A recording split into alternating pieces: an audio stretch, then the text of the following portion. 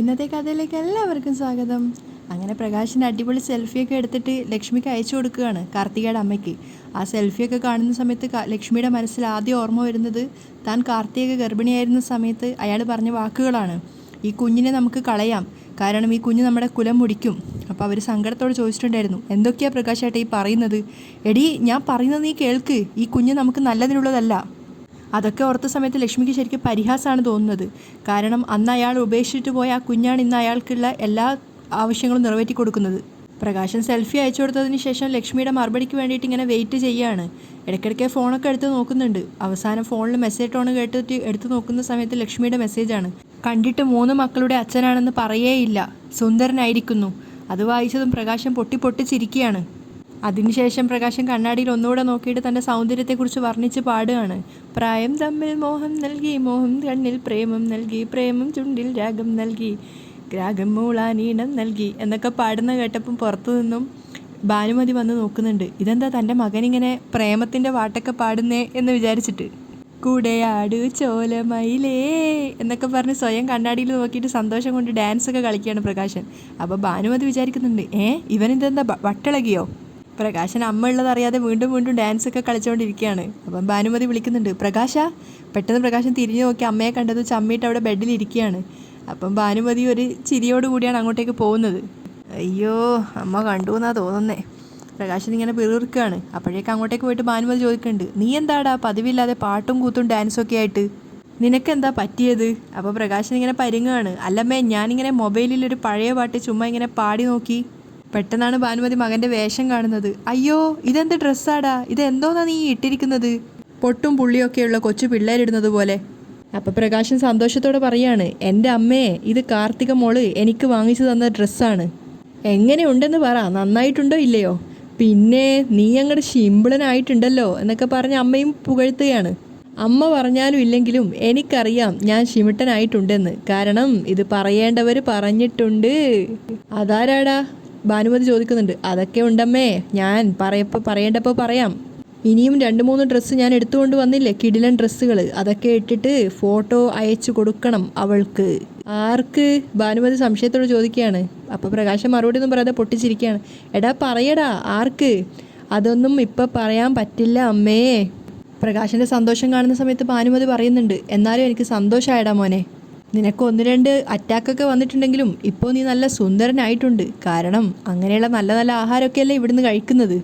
അത് കേട്ടത് പ്രകാശൻ പറയുന്നുണ്ട്, എൻ്റെ അമ്മയെ ഞാനിപ്പോൾ ആഹാരമൊന്നും കഴിക്കുന്നില്ല, ഫുൾ ടൈം ഫ്രൂട്ട്സാണ്, അതിൻ്റെ പുറമെ നട്ട്സും. അപ്പോൾ അവർ സന്തോഷത്തോടെ പറയാണ്, അതിൻ്റെ ഈ തിളക്കം മുഖത്ത് ഇനിയും തിളക്കം കൂടും അമ്മേ, ഫുൾ ഷൈനിങ്. പിന്നെ നമ്മുടെ ഈ തിളക്കമൊക്കെ നമുക്ക് പലരുടെയും മുന്നിൽ കാണിക്കണം, അതിനുള്ള പോക്കാ ഇപ്പം നടന്നുകൊണ്ടിരിക്കുന്നത്. അപ്പം അമ്മ പറയാണ്, എന്തായാലും നിൻ്റെ മുഖത്ത് തെളിച്ചം വന്നപ്പോൾ അമ്മയ്ക്ക് സന്തോഷമായടാ. അമ്മേ, എൻ്റെ മുഖത്ത് മാത്രമല്ല എൻ്റെ മോൻ്റെ മുഖത്തും തെളിച്ചം വരണം. ഇനി അവനും കൂടി നല്ലൊരു പെണ്ണിനെ സെറ്റ് ചെയ്ത് കൊടുക്കണം, എന്നിട്ട് നല്ലൊരു കല്യാണം അവനെ കൊണ്ട് കഴിപ്പിക്കണം, എന്നാലേ എനിക്ക് മനസ്സമാധാനമുള്ളൂ. അപ്പോൾ ഭാനുമതി പറയുന്നുണ്ട്, അബദ്ധമൊന്നും പറ്റില്ല മോനെ, കാർത്തിക മോള് നമുക്ക് നല്ല വീടൊക്കെ വെച്ച് തരില്ലയോ? അപ്പോൾ പിന്നെ കുഴപ്പമൊന്നുമില്ല. കാർത്തിക മോള് നല്ല വീട് വെച്ച് തരാമെന്ന് പറഞ്ഞിട്ടുണ്ട്. പറഞ്ഞാൽ ആ കുട്ടി വാക്ക് പാലിക്കുന്ന കുട്ടിയാണ്. പക്ഷേ മറ്റ് ചിലരും കൂടി അവിടെ വന്ന് താമസിക്കുമല്ലോ, പ്രകാശൻ പറഞ്ഞു തുടങ്ങുകയാണ്. ആരാ ഈ ചിലര്? അല്ല, കാർത്തികയുടെ ബന്ധുക്കളെന്ന് പറയുമ്പോൾ നമ്മളെ കൂടെ ബന്ധുക്കളല്ലേ? പ്രകാശൻ നിന്ന് പരുങ്ങുകയാണ്. അതിന് ആ കുട്ടിക്കൊരു അമ്മ മാത്രമല്ലേ ഉള്ളൂ?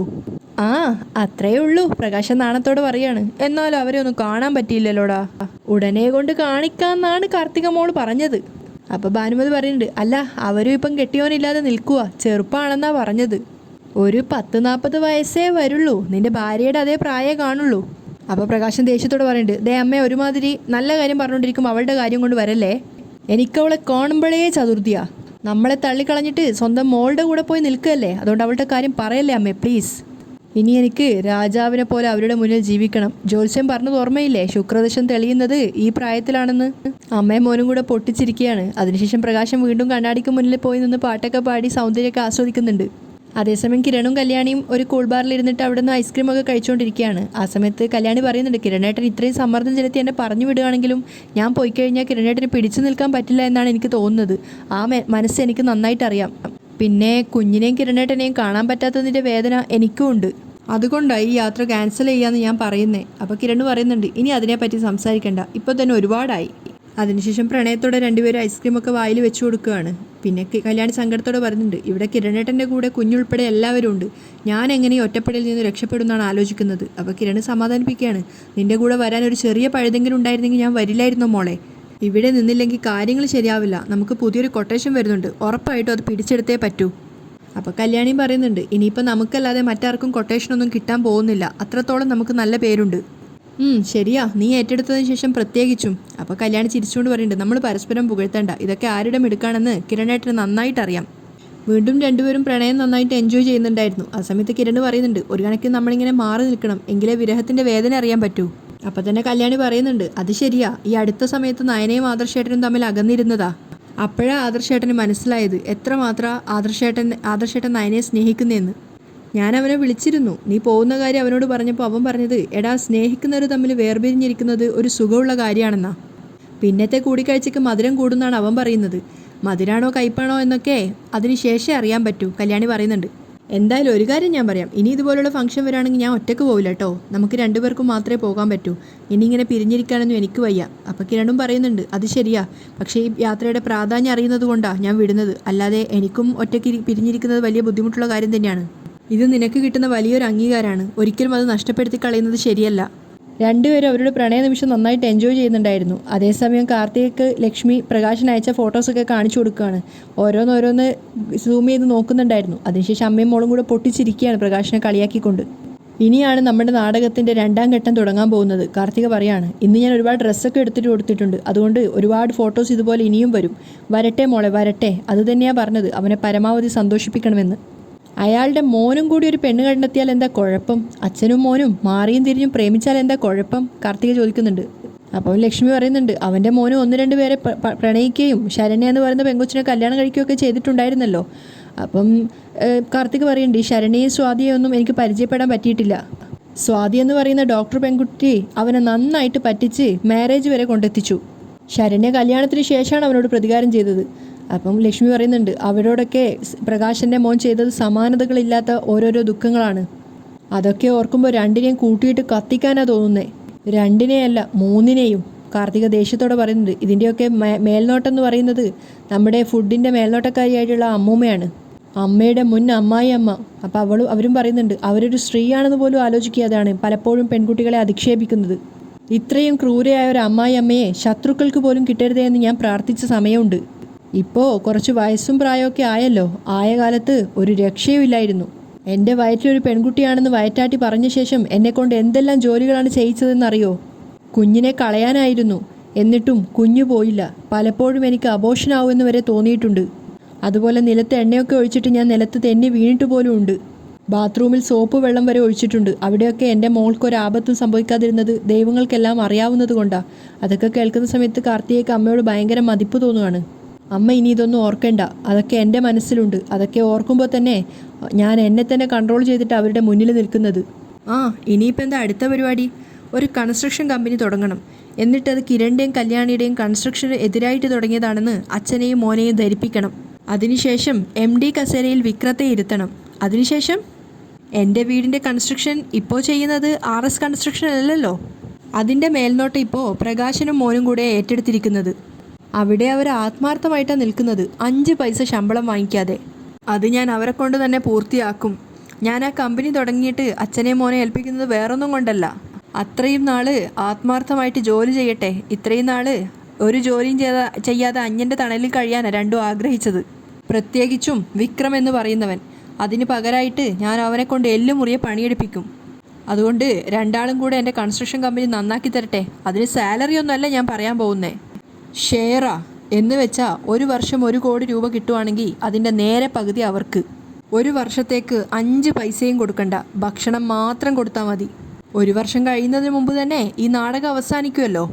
അതിനു മുമ്പ് ഗോപി വരച്ചുകൊണ്ട് 3 പോയാൽ മതി. ഇപ്പം തന്നെ ശമ്പളമൊന്നും ഇല്ലാതെ കാർത്തിക ഫുഡ്സിൽ ജോലി ചെയ്യുക ആ കിളവി. എല്ലാവരും വലിയ സന്തോഷത്തിലാണ്. അപ്പം ലക്ഷ്മി പറയുന്നുണ്ട്, കൃത്യസമയത്ത് തന്നെയാണ് നമ്മളിവിടെ ലാൻഡ് ചെയ്തേ. ഇനി തൽക്കാലത്തേക്ക് നമ്മൾ വേദനിപ്പിച്ചവരെ തിരികെ കൊണ്ടുവരണം. കല്യാണിയുടെയും കിരണിൻ്റെയും കാര്യം ഞാൻ പറഞ്ഞേ. അപ്പം കാർത്തിക പറയുന്നുണ്ട്, അത് വേണ്ടമ്മേ, ദൈവത്തിനറിയാലോ നമ്മൾ എന്താ ഇങ്ങനെയൊക്കെ ചെയ്യുന്നതെന്ന്. സത്യങ്ങൾ നമ്മൾ വെളിപ്പെടുത്തി കഴിഞ്ഞാൽ പിന്നെ കിരണും കല്യാണിയും ഒക്കെ നമ്മളെ കാണാൻ വരും. അത് വിക്രവും പ്രകാശനും ഒക്കെ തിരിച്ചറിഞ്ഞു കഴിഞ്ഞാൽ വലിയ കുഴപ്പമാവും. ഒന്നാമത് ചൂടുവെള്ളത്തിൽ വീണ പൂച്ചയാ വിക്രം. നമ്മളിങ്ങനെ അവനെ പെട്ടെന്ന് സ്നേഹിക്കുന്നതിൻ്റെ ഒരു സംശയമൊക്കെ ഉണ്ട് അവന്. അതുമായി ബന്ധപ്പെട്ടതിന് ചില സംശയങ്ങളൊക്കെ അവൻ ചോദിച്ചിരുന്നു. തൽക്കാലം അവനെ തൃപ്തിപ്പെടുത്തുന്ന രീതിയിലുള്ള മറുപടി ഞാൻ കൊടുത്തിട്ടുണ്ട്. പിന്നെ എൻ്റെ അമ്മയ്ക്ക് ഒരു ആൺതുണ വേണമെന്ന് ഞാൻ പ്രകാശിനോട് പറഞ്ഞത് പ്രകാശൻ വിശ്വസിച്ചിരിക്കുക. അതുകൊണ്ട് അമ്മയ്ക്ക് വേണ്ടിയാ ഞാനിതൊക്കെ ചെയ്യുന്നതെന്ന് അയാളുടെ വിചാരം. അത് തൽക്കാലം അങ്ങനെ തന്നെ പോട്ടെ. അതുകൊണ്ടാണ് ഞാൻ അമ്മയോട് പറഞ്ഞത് അയാൾ ഓരോ മെസ്സേജ് അയക്കുമ്പോഴും തിരിച്ച് അയാൾക്ക് കൊടുക്കുന്ന ഓരോ മറുപടിയിലും അയാൾക്കൊരു പ്രണയം തോന്നണമെന്ന്. ഞാൻ അങ്ങനെ തന്നെയാണ് മോളെ ചെയ്യുന്നത്. എല്ലാത്തിനും ഒടുവിൽ അവൻ്റെ ചങ്ക് തുളച്ചാൽ മതിയല്ലോ. ഇപ്പം അവനെ കുളിരാവട്ടെ. അപ്പം കാർത്തിക പറയുന്നുണ്ട്, അമ്മയെ നടുക്കടയിൽ തള്ളിയിട്ടിട്ട് അമ്മയുടെ അരികിൽ കിടന്ന് എന്നെ എടുത്ത് ഓടയിൽ എറിഞ്ഞിട്ട് അവർ രണ്ടുപേരും നാട് വിട്ടപ്പോൾ ഒരിക്കലും അമ്മയ്ക്ക് ഇതുപോലൊരു അവസരം ഉണ്ടാവുമെന്ന് അമ്മ കരുതിയില്ലല്ലേ? ഒരിക്കലുമില്ല. ഇത് ദൈവം എനിക്കായിട്ട് തന്ന ദിവസങ്ങളാ മോളെ. അത് നമ്മൾ പരമാവധി മുതലാക്കണം. അപ്പോൾ കാർത്തിക പറയുന്നുണ്ട്, അമ്മ അമ്മയുടെ ലൈനിൽ തന്നെ പോയിക്കോ. കുറച്ച് കോമാളികളെ നമ്മളിട്ട് കളിപ്പിക്കുന്നു നമ്മുടെ നേരം പോക്കിന്. അതൊക്കെ അവരുടെ ജീവനെടുക്കുന്ന പ്രവൃത്തിയാണെന്ന് എന്നെങ്കിലും ഒരിക്കൽ ആ രാക്ഷസക്കൂട്ടങ്ങൾ മനസ്സിലാക്കട്ടെ. കാർത്തിക അമ്മയോട് യാത്ര പറഞ്ഞു പോവുകയാണ്. അതേസമയം മനോഹർ കണ്ണാടിക്ക് മുന്നിൽ നിന്ന് സുന്ദരനാവുന്നുണ്ട്. തൊട്ടരികിൽ നിഷ സങ്കടത്തോടെ വന്ന് നിൽക്കുകയാണ്. എന്താ മോളിങ്ങനെ വിഷമത്തോടെ നിൽക്കുന്നത്? അല്ല, ഇത്ര പെട്ടെന്ന് റോഹിയേട്ടൻ പോവുമല്ലേ? ആ സമയത്ത് മനോഹർ അവളെ ചേർത്ത് പിടിച്ചിട്ട് പറയുന്നുണ്ട്, പോവാതെ വേറെ നിവൃത്തിയില്ലല്ലോ. 1-2 ദിവസം എന്നിട്ടും ഞാനിവിടെ നിന്നില്ലേ? ഇനിയിപ്പോൾ ബോംബെ ചെന്നിട്ട് വേണം മറ്റു കർമ്മങ്ങളിലൊക്കെ പങ്കെടുക്കാൻ. സത്യം പറഞ്ഞാൽ പുലയുള്ളതാ. കുളി കഴിഞ്ഞിട്ടേ പുറത്തിറങ്ങാൻ പാടുള്ളൂ. അതുപോലും ഒഴിവാക്കിയിട്ടാ മോളുടെ കഴുത്തിൽ ഞാൻ താലി കെട്ടിയത്. ഒരുമിച്ചൊന്നും അമ്പലത്തിൽ പോകാൻ പോലും പറ്റിയില്ല. എങ്ങനെ പോവും മോളെ? ഇപ്പോൾ അമ്പലത്തിൽ പോകാൻ പറ്റില്ലല്ലോ. അപ്പം നിഷ സങ്കടത്തോടെ പറയാണ്, എങ്കിൽ പിന്നെ ഞാനും വരായിരുന്നു ബോംബെക്ക്. ഞാൻ മനഃപൂർവ്വം മോളെ കൊണ്ടുപോവാത്തത്. അതിൻ്റെ കാരണം ഞാൻ പറഞ്ഞല്ലോ. അവിടെ ചെല്ലുമ്പോൾ എല്ലാവരും എന്നെ കൊല്ലാതെ കൊല്ലും. അതൊക്കെ മോള് കേൾക്കുന്നത് എനിക്ക് വലിയ ബുദ്ധിമുട്ടാണ്. ആദ്യമായിട്ട് എൻ്റെ ബന്ധുക്കളുടെ മുന്നിൽ വരുമ്പോൾ അവർ വായി തോന്നിയതൊക്കെ വിളിച്ചു പറയുന്നത് കേട്ടാൽ മോൾക്കത് സഹിക്കാൻ പറ്റുമോ?